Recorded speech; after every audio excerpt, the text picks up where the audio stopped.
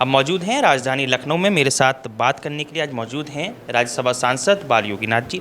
बहुत बहुत स्वागत है आपका सी न्यूज़ भारत में। उमेश नाथ जी हमारे साथ मौजूद हैं जो कि सांसद हैं राज्यसभा के। सर, आज आप लखनऊ पहुंचे हैं, क्या कुछ योजना है, क्या कुछ कार्य हैं जिसकी वजह से आप लखनऊ में पहुंचे? संत का निरंतर प्रवास रहता है और उसको हमारी प्राचीन सभ्यता में भ्रमण कहते हैं।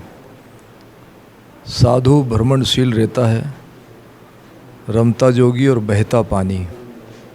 समाज में सामाजिक समरसता का भाव प्रकट हो, हम सब लोग सामाजिक समरसता के साथ रह पाएँ।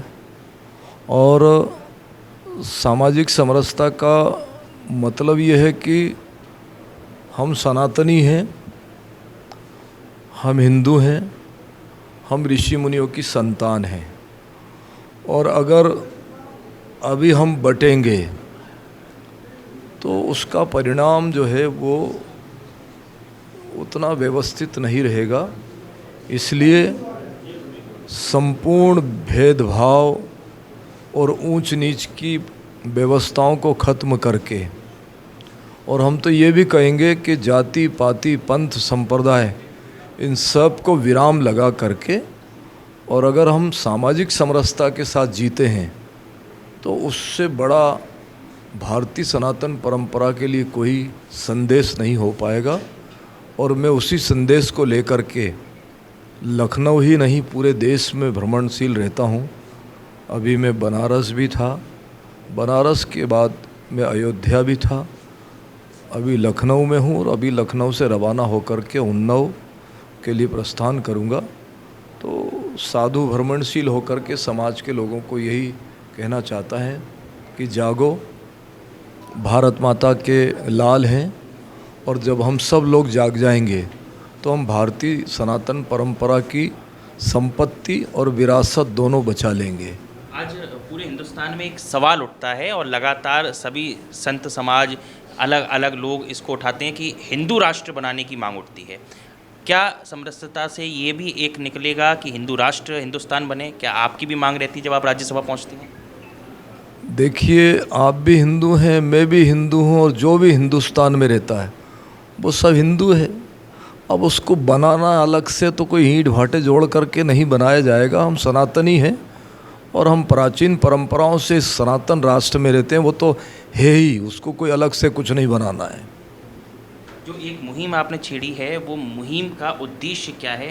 क्या एकीकरण के माध्यम से संपूर्ण जो बटे हुए हैं, जो हिंदुओं में भी बंटवारा है, क्या उसको एकीकरण करने की पूरी मुहिम है?